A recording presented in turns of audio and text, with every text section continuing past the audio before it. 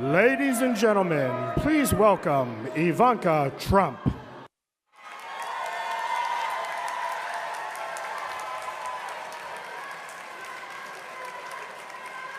Welcome, everybody.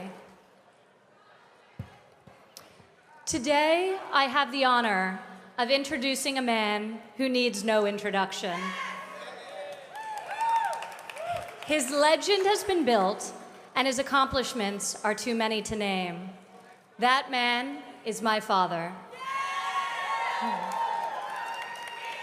Most people strive their entire lives to achieve great success in a single field. My father has succeeded in many, at the highest level and on a global scale. He's enjoyed success in a vast diversity of industries because the common denominator is him. His vision, his brilliance, his passion, his work ethic, and his refusal to take no for an answer. I've enjoyed the good fortune of working alongside my father for 10 years now, and I've seen these principles in action daily. I remember him telling me when I was a little girl, Ivanka, if you're gonna be thinking anyway, you might as well be thinking big. And that's how he approaches any task that he undertakes. He thinks big. My father has employed tens of thousands of people throughout his career, and he has inspired them to do extraordinary things. He has the strength to make hard decisions and motivate those around him to achieve the impossible. He is an optimist who chases big dreams and sees potential where others do not. He leads by example and will outwork anyone in any room. My father is the opposite of politically correct. He says what he means, and he means what he says.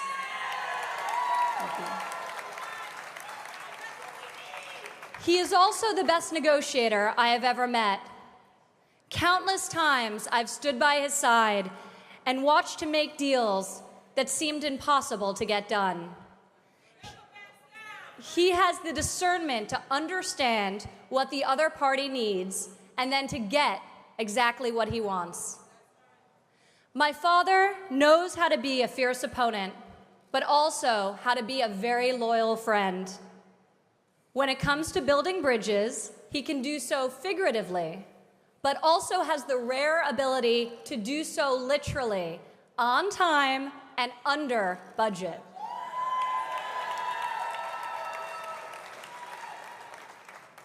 Throughout his career, my father has been repeatedly called upon by local and federal government to step in and save long-stalled, grossly over-budget public projects.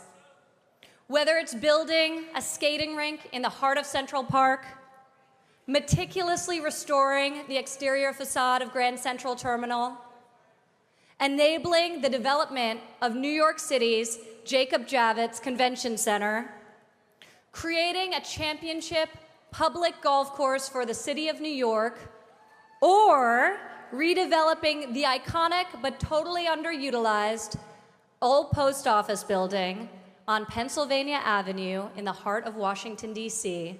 My father succeeds time and time again where government has failed before him.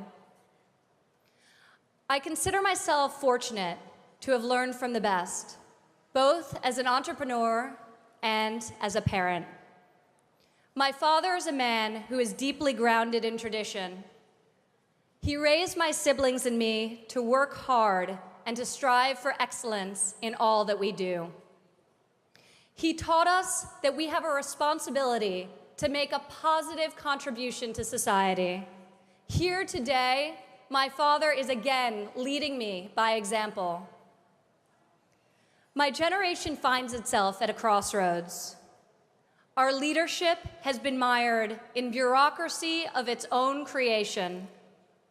If we don't adapt politically and economically, our country will be left behind. To address the many challenges we face, we don't need talk. We need action. We need execution. We need someone who is bold and independent, with a proven track record of successfully creating and building large and complex and complicated organizations, and in the process, enabling many, many Americans to better their lives. I can tell you that there is no better person than my father to have in your corner when you're facing tough opponents or making hard decisions. He is battle-tested. He is a dreamer, but perhaps more importantly, he is a doer.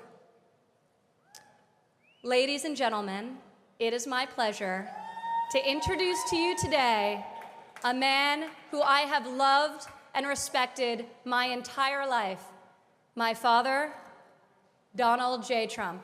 That is some group of people, thousands. So nice. Thank you very much. That's really nice. Thank you. It's great to be at Trump Tower. It's great to be in a wonderful city, New York. And it's an honor to have everybody here. This is beyond anybody's expectations. There's been no crowd like this. And I can tell you, some of the candidates, they went in, they didn't know the air conditioner didn't work. They sweated like dogs. They didn't know the room was too big because they didn't have anybody there. How are they going to beat ISIS? I don't think it's going to happen. Our country is in serious trouble. We don't have victories anymore. We used to have victories, but we don't have them. When was the last time anybody saw us beating, let's say, China in a trade deal? They kill us. I beat China all the time. All the time. When did we beat Japan at anything? They send their cars over by the millions. And what do? When was the last time you saw a Chevrolet in Tokyo? It doesn't exist, folks. They beat us all the time. When do we beat Mexico at the border? They're laughing at us, at our stupidity. And now they're beating us economically. They are not our friend, believe me. But they're killing us economically. The U.S. has become a dumping ground for everybody else's problems. Thank you. It's true. And these are the best and the finest. When Mexico sends its people, they're not sending their best. They're not sending you. They're not sending you. They're sending people that have lots of problems, and they're bringing those problems with us. They're bringing drugs, they're bringing crime, they're rapists, and some, I assume, are good people. But I speak to border guards, and they tell us what we're getting. And it only makes common sense. It only makes common sense. They're sending us not the right people. It's coming from more than Mexico. It's coming from all over South and Latin America, and it's coming probably from the Middle East. But we don't know, because we have no protection, and we have no competence. We don't know what's happening. And it's got to stop, and it's got to stop fast. Islamic terrorism is eating up large portions of the Middle East. They become rich. I'm in competition with them. They just built a hotel in Syria. Can you believe this? They built a hotel. When I have to build a hotel, I pay interest. They don't have to pay interest because they took the oil that when we left Iraq, I said we should have taken. So now ISIS has the oil. And what they don't have, Iran has. And in and I will tell you this, and I said it very strongly, years ago, I said, and I love the military, and I want to have the strongest military that we've ever had, and we need it more now than ever, but I said, don't hit Iraq, because you're going to totally destabilize the Middle East. Iran is going to take over the Middle East. Iran and somebody else will get the oil. And it turned out that Iran is now taking over Iraq. Think of it. Iran is taking over Iraq. And they're taking it over big league. We spent $2 trillion in Iraq. $2 trillion. We lost thousands of lives, thousands in Iraq. We have wounded soldiers who I love. I love. They're great. All over the place. Thousands and thousands of wounded soldiers. And we have nothing. We can't even go there. We have nothing. And every time we give Iraq equipment, the first time a bullet goes off in the air, they leave it. Last week I read 2,300 Humvees. These are big vehicles were left behind for the enemy. 2,000, you would say maybe two, maybe four? 2,300 sophisticated vehicles they ran, and the enemy took them. You're right.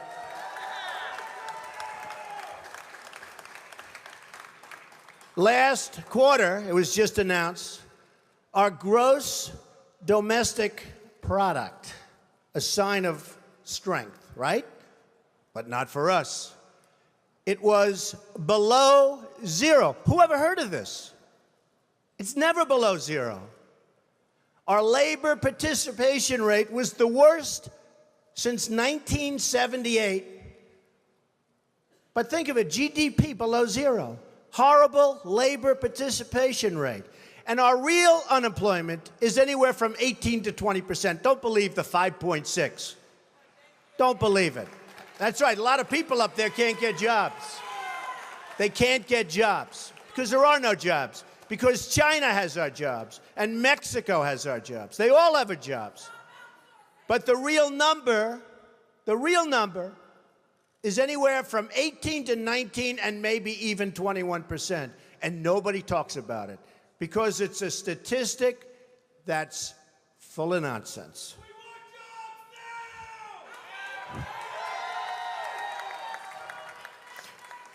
Our enemies are getting stronger and stronger by the day, and we as a country are getting weaker.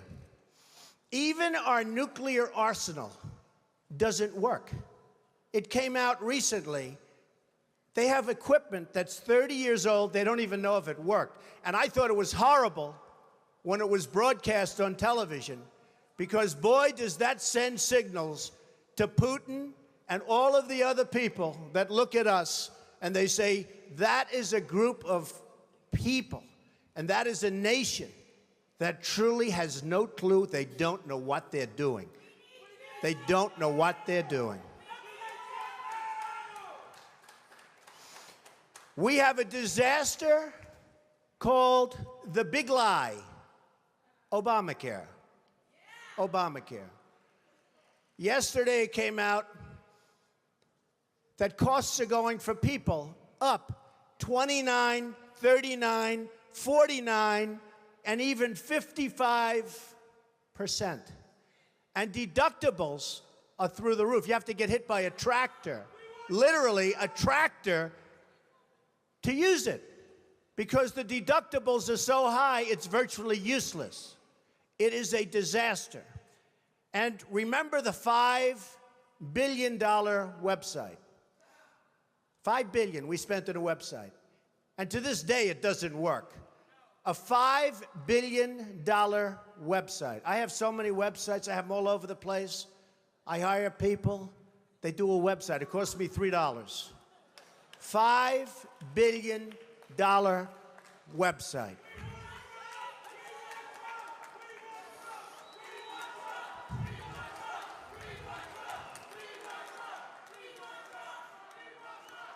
Well, you need somebody because politicians are all talk, no action. Nothing's going to get done. They will not bring us, believe me, to the promised land. They will not. As an example, I've been on the circuit making speeches, and I hear my fellow Republicans, and they're wonderful people. I like them. They all want me to support them. They don't know how to bring it about. They come up to my office. I'm meeting with 3 of them in the next week, and they don't know. Are you running? Are you not running? Could we have your support? What do we do? How do we do it? I like them. And I hear their speeches. And they don't talk jobs, and they don't talk China. When was the last time you heard China's killing us? They're devaluing their currency to a level that you wouldn't believe. It makes it impossible for our companies to compete. Impossible. They're killing us. But you don't hear that from anybody else. You don't hear it from anybody else. And I watch the speeches. Thank you. I watch the speeches of these people, and they say, the sun will rise, the moon will set, all sorts of wonderful things will happen. And people are saying, what's going on? I just want a job. Just get me a job. I don't need the rhetoric. I want a job. And that's what's happening. And it's going to get worse because remember, Obamacare really kicks in 2016. Obama is going to be out playing golf. He might even be on one of my courses. I would invite him. I actually would say. I have the best courses in the world, so I'd say, you know what, if he wants to, I have one right next to the White House, right on the Potomac. If he'd like to play, that's fine. In fact, I'd love him to leave early and play. That would be a very good thing. But Obamacare kicks in 2016. Really big league. It is going to be amazingly destructive. Doctors are quitting. I have a friend who's a doctor, and he said to me the other day, Donald, I never saw anything like it. I have more accountants than I have nurses. It's a disaster. My patients are beside themselves. They had a plan that was good. They have no plan now. We have to repeal Obamacare, and it can be replaced. And it can be replaced with something much better for everybody. Let it be for everybody, but much better and much less expensive for people and for the government. And we can do it.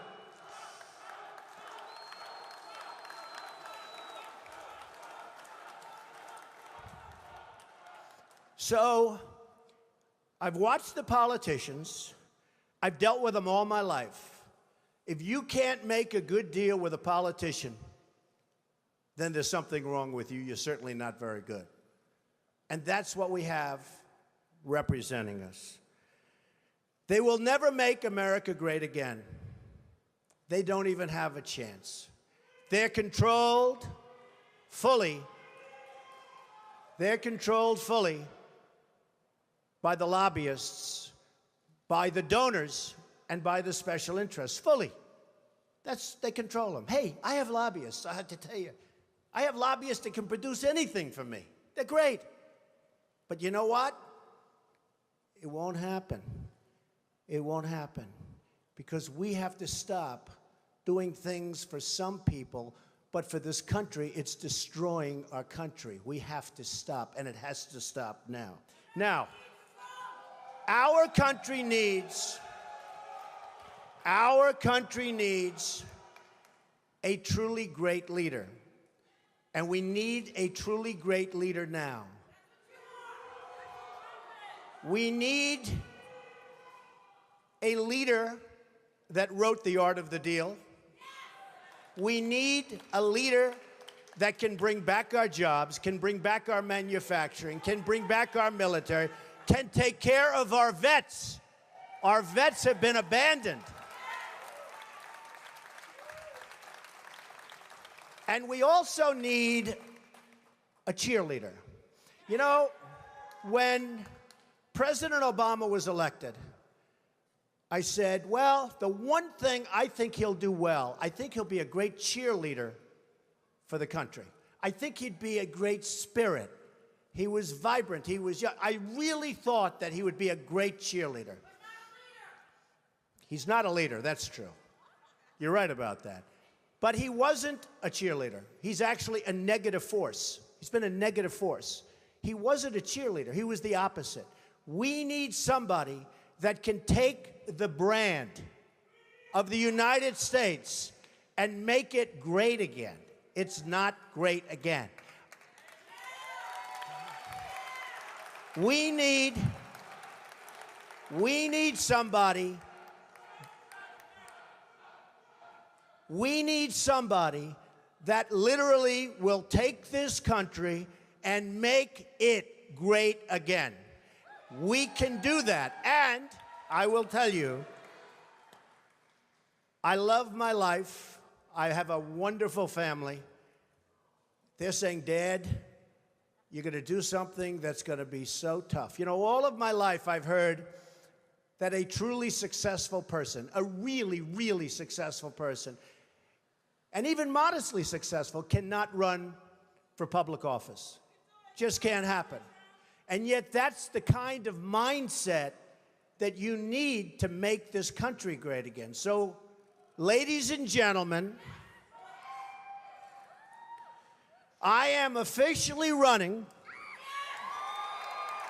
for President of the United States, and we are going to make our country great again.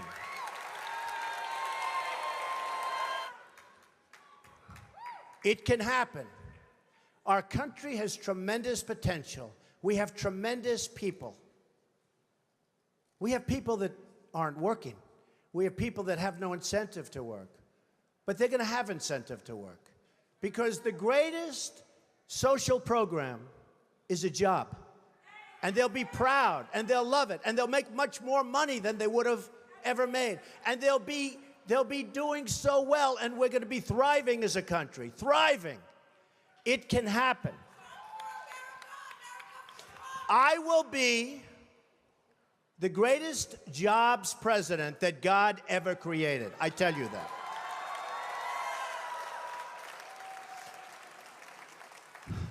I'll bring back our jobs from China, from Mexico, from Japan, from so many places.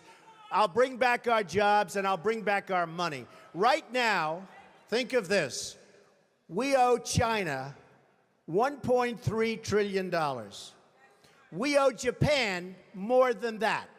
So they come in, they take our jobs, they take our money, and then they loan us back the money, and we pay them in interest. And then the dollar goes up, so their deal's even better. How stupid are our leaders? How stupid are these politicians to allow this to happen? How stupid are they?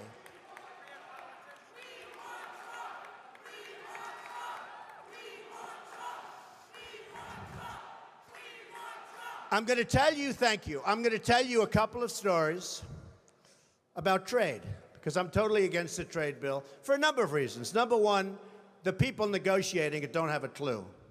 Our president doesn't have a clue. He's a bad negotiator. He's the one that did Bergdahl. We get Bergdahl, they get 5 killer terrorists that everybody wanted over there. We get Bergdahl, we get a traitor. We get a no-good traitor, and they get the 5 people that they wanted for years, and those people are now back on the battlefield trying to kill us. That's the negotiator we have. Take a look at the deal he's making with Iran. He makes that deal, Israel maybe won't exist very long. It's a disaster, and we have to protect Israel. But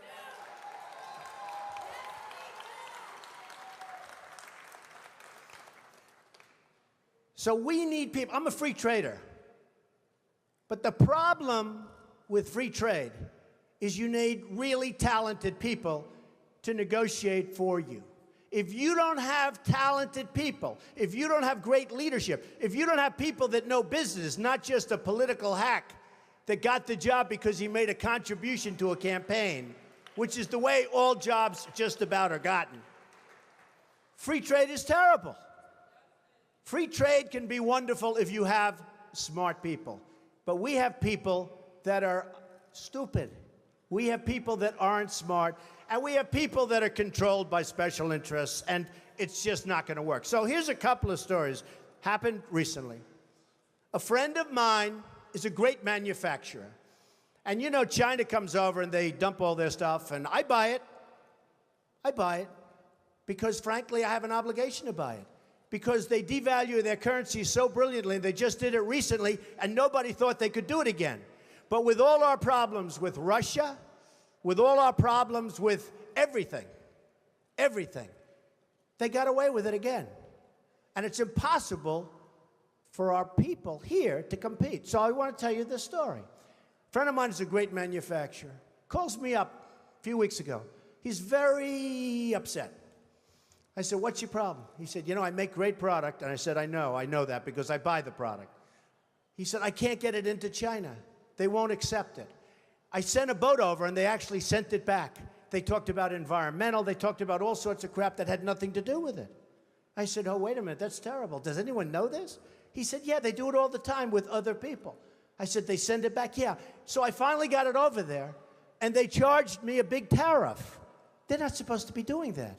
I told them. Now, they do charge a tariff on trucks. When we send trucks and other things over there, ask Boeing. They wanted Boeing's secrets. They wanted their patents and all their secrets before they agreed to buy planes from Boeing. Hey, I'm not saying they're stupid.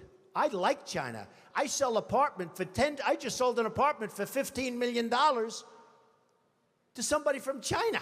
Am I supposed to dislike them? I own a big chunk of the Bank of America building in 1290 Avenue of the Americas that I got from China in a war. Very valuable. I love China. The biggest bank in the world is from China. You know where their United States headquarters is located? In this building, in Trump Tower. I love China. People say, oh, you don't like China. No, I love them. But their leaders are much smarter than our leaders. And we can't sustain ourselves with that. There's too much. It's like take the New England Patriots and Tom Brady and have them play your high school football team. That's the difference between China's leaders and our leaders. They are ripping us. We are rebuilding China. We're rebuilding many countries. China, you go there now, roads, bridges, schools, you never saw anything like it. They have bridges that make the George Washington Bridge look like small potatoes. And they're all over the place. We have all the cards, but we don't know how to use them. We don't even know that we have the cards because our leaders don't understand the game. We could turn off that spigot by charging them tax until they behave properly. Now they're going militarily. They're building a military island in the middle of the South China Sea, a military island. Now, our country could never do that because we'd have to get environmental clearance. And the environmentalists wouldn't let our country. We would never build an ocean. They built it in about 1 year, this massive military port. They're building up their military to a point that is very scary. You have a problem with ISIS, you have a bigger problem with China. And in my opinion, the new China, believe it or not, in terms of trade, is Mexico. So this man tells me about the manufacturing. I say, that's a terrible story. I hate to hear it. But I have another one, Ford. So Mexico takes a company, car company, that was going to build in Tennessee, rips it out. Everybody thought the deal was dead. Reported in the Wall Street Journal recently. Everybody thought it was a done deal. It's going in, and that's going to be it, going into Tennessee. Great state, great people.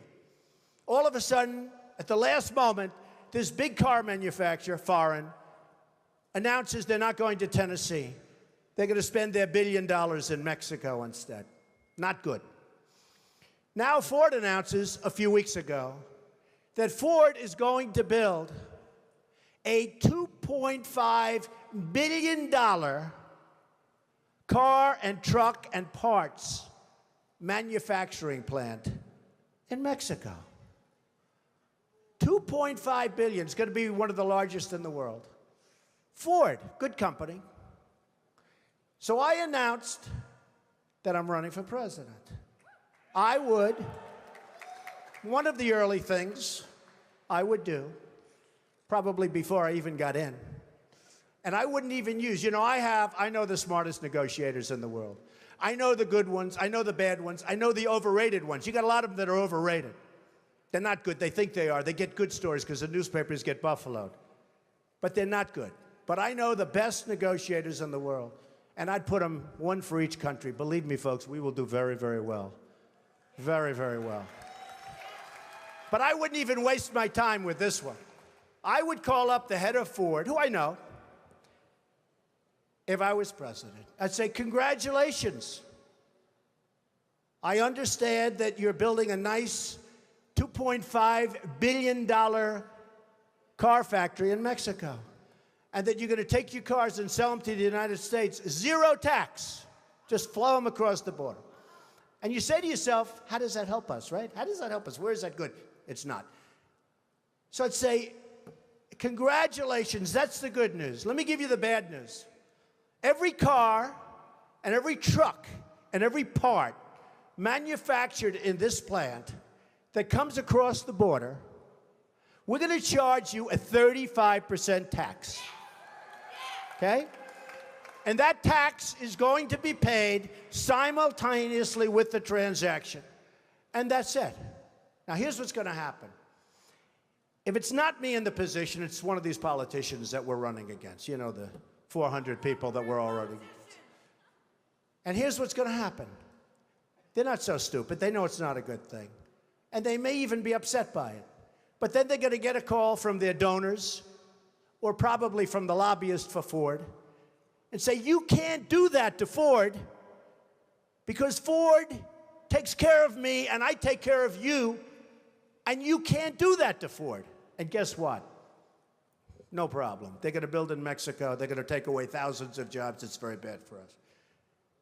So, under President Trump, here's what would happen. The head of Ford will call me back, I would say within an hour after I told him the bad news. But it could be he'd want to be cool, and he'll wait till the next day. You know, they want to be a little cool. And he'll say, please, please, please. He'll beg for a little while, and I'll say, no interest. Then he'll call all sorts of political people, and I'll say, sorry, fellas, no interest, because I don't need anybody's money. It's nice. I don't need anybody's money. I'm using my own money. I'm not using the lobbyists. I'm not using donors. I don't care. I'm really rich. I'll show you that in a second. And by the way, I'm not even saying that in a braggadocio. That's the kind of mindset, that's the kind of thinking you need for this country. So, because we got to make the country rich, it sounds crass. Somebody said, oh, that's crass. It's not crass. We got 18 trillion in debt. We got nothing but problems. We got a military that needs equipment all over the place. We got nuclear weapons that are obsolete.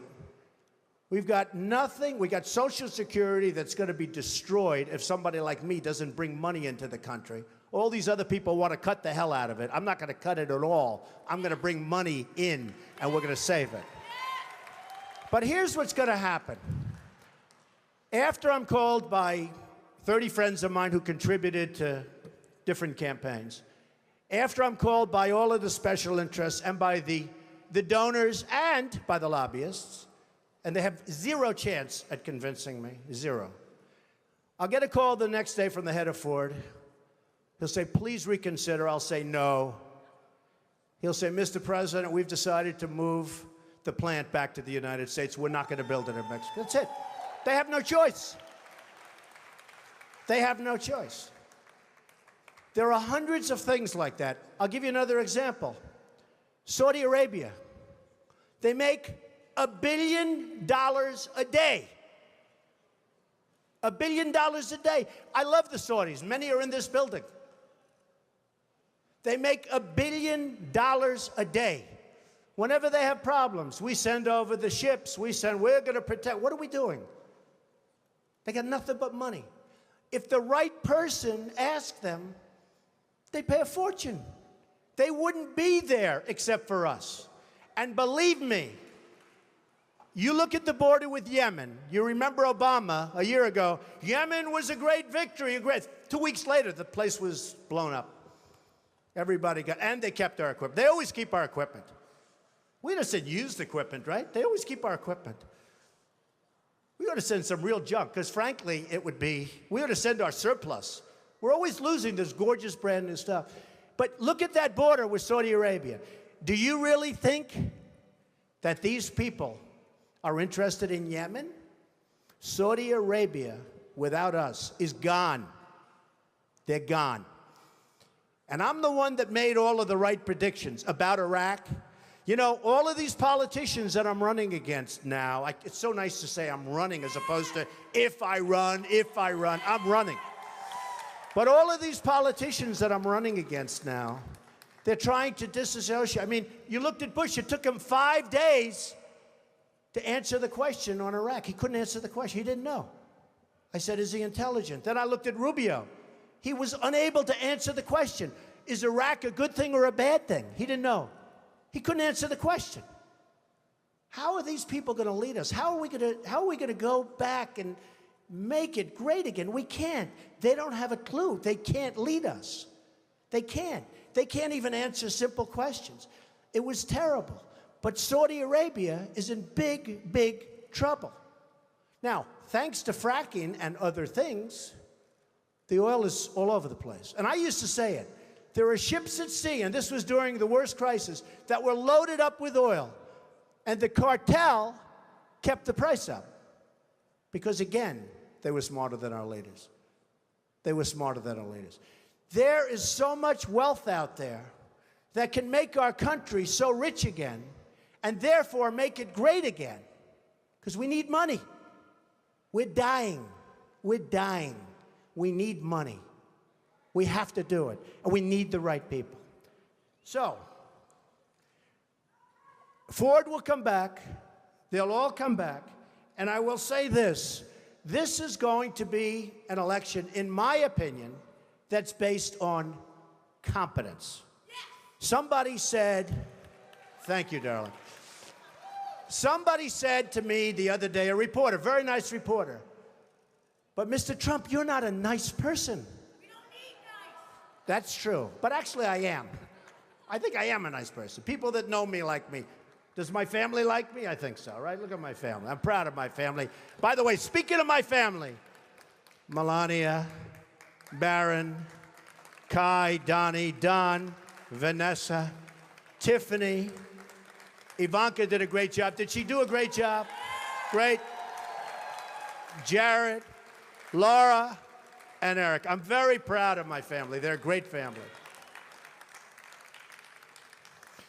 So the reporter said to me the other day, but Mr. Trump, you're not a nice person. How can you get people to vote for you? I said, I don't know. I said, I think that, number one, I am a nice person. I give a lot of money away to charities and other things. I think I'm actually a very nice person. But I said, this is going to be an election that's based on competence. Because people are tired of these nice people, and they're tired of being ripped off by everybody in the world, and they're tired of spending more money on education than any nation in the world, per capita, than any nation in the world. And we're 26th in the world. 25 countries are better than us at education. And some of them are like third world countries. But we're becoming a third world country because of our infrastructure, our airports, our roads, everything. So one of the things I did, and I said, you know what I'll do? I'll do it. Because a lot of people said, he'll never run. Number one, he won't want to give up his lifestyle. They're right about that, but I'm doing it. Number two, I'm a private company, so nobody knows what I'm worth. And the one thing is that when you run, you have to announce and certify to all sorts of governmental authorities your net worth. So I said, that's okay. I'm proud of my net worth. I've done an amazing job. I started off, thank you. I started off in a small office with my father in Brooklyn and Queens. And my father said, and I love my father, I learned so much. He was a great negotiator. I learned so much just sitting at his feet, playing with blocks, listening to him negotiate with subcontractors. But I learned a lot. But he used to say, Donald, don't go into Manhattan. That's the big leagues. We don't know anything about that. Don't do it. I said, Dad, I got to go into Manhattan. I got to build those big buildings. I got to do it, Dad. I've got to do it. And after 4 or 5 years in Brooklyn, I ventured into Manhattan and did a lot of great deals. The Grand Hyatt Hotel, I was responsible for the convention center on the west side. I did a lot of great deals, and I did them early and young. And now I'm building all over the world, and I love what I'm doing.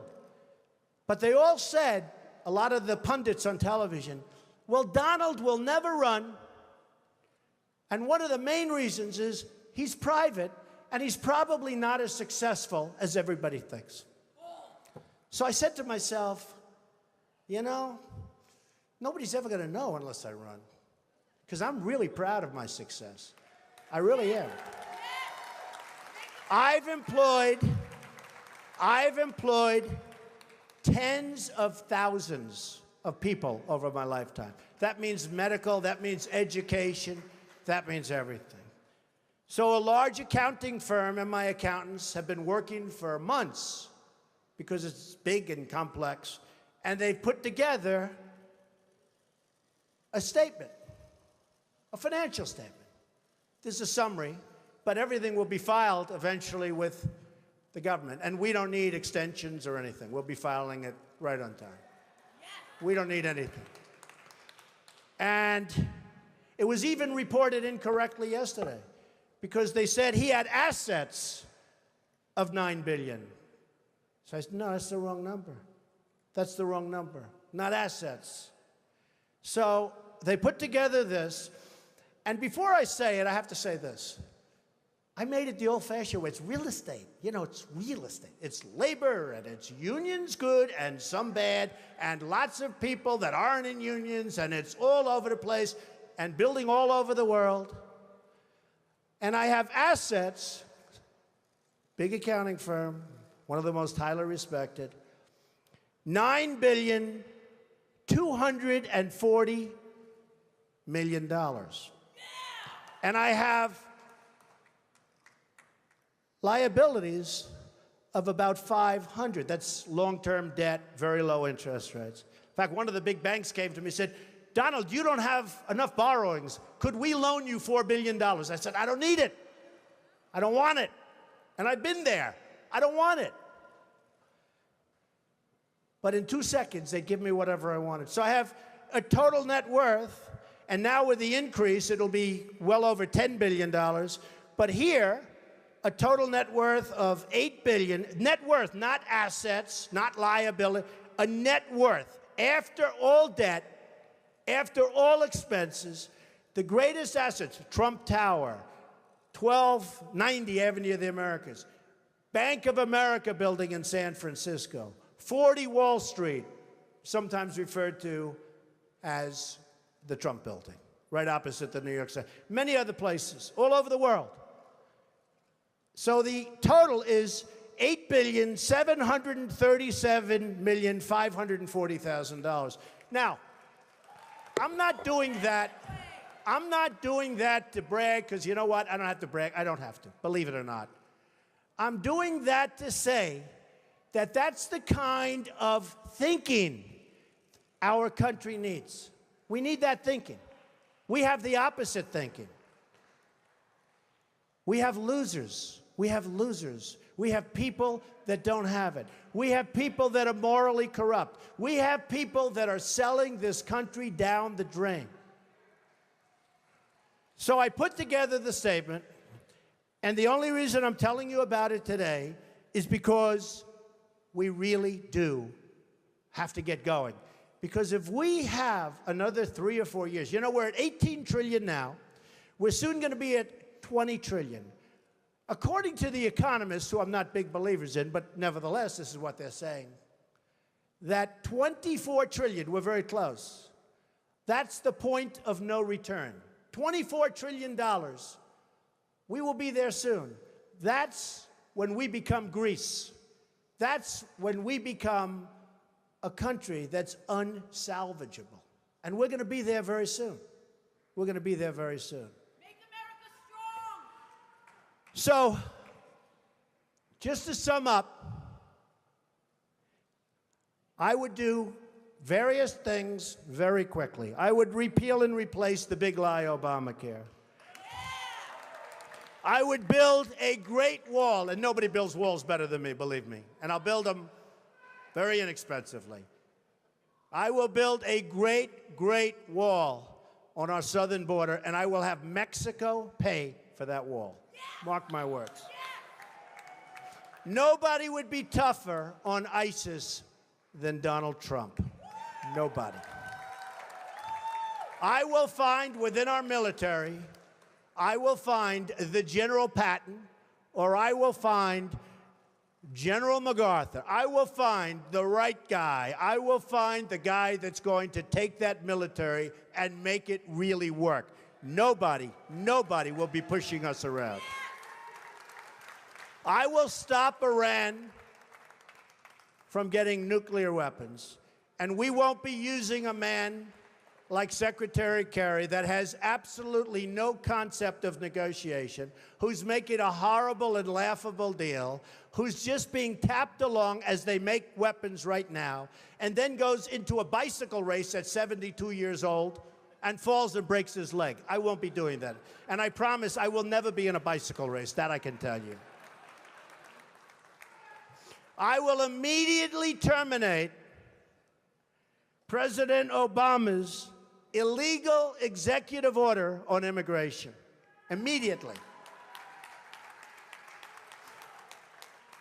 Fully support and back up the Second Amendment. Now, it's very interesting. Today I heard it. Through stupidity, in a very, very hardcore prison, interestingly named Clinton, two vicious murderers, two vicious people escaped, and nobody knows where they are. And a woman was on television this morning, and she said, "You know, Mr. Trump," and she was telling other people, and I actually called her, but she said, "You know, Mr. Trump, I always was against guns. I didn't want guns. And now, since this happened, it's up in the prison area, my husband and I are finally in agreement because he wanted the guns. We now have a gun on every table. We're ready to start shooting." I said, very interesting. So protect the Second Amendment. End Common Core. Common Core it is a disaster. Bush is totally in favor of Common Core. I don't see how he can possibly get the nomination. He's weak on immigration. He's in favor of Common Core. How the hell can you vote for this guy? You just can't do it. We have to end. Education has to be local. Rebuild the country's infrastructure. Nobody can do that like me, believe me. It will be done on time, on budget, way below cost, way below what anyone ever thought. I look at these roads being built all over the country, and I say, I can build those things for 1/3. What they do is unbelievable. How bad? You know, we're building on Pennsylvania Avenue, the old post office. We're converting it into one of the world's great hotels. It's going to be the best hotel in Washington, D.C. We got it from the General Services Administration in Washington. The Obama administration, we got it. It was the most highly sought after, or one of them, but I think the most highly sought after project in the history of General Services. We got it. People were shocked. Trump got it. Well, I got it for two reasons. Number one, we're really good. Number two, we had a really good plan. And I'll add in the third, we had a great financial statement. Because the General Services, who are terrific people, by the way, and talented people, they wanted to do a great job. And they want to make sure it got built. So we have to rebuild our infrastructure, our bridges, our roadways, our airports. You come into LaGuardia Airport, it's like we're in a third world country. You look at the patches and the 40-year-old floor, they throw down asphalt, and you look at these airports, we are like a third world country. And I come in from China, and I come in from Qatar, and I come in from different places, and they have the most incredible airports in the world. You come back to this country, and you have LAX, disaster. You have all of these disastrous airports. We have to rebuild our infrastructure. Save Medicare, Medicaid, and Social Security without cuts. Have to do it. Get rid of the fraud, get rid of the waste and abuse, but save it. People have been paying in for years, and now many of these candidates want to cut it. You save it by making the United States, by making us rich again, by taking back all of the money that's being lost. Renegotiate our foreign trade deals. Reduce our $18 trillion in debt, because believe me, we're in a bubble. We have artificially low interest rates. We have a stock market that frankly has been good to me, but I still hate to see what's happening. We have a stock market that is so bloated. Be careful of a bubble, because what you've seen in the past might be small potatoes compared to what happens. So be very, very careful. And strengthen our military and take care of our vets. So, so important.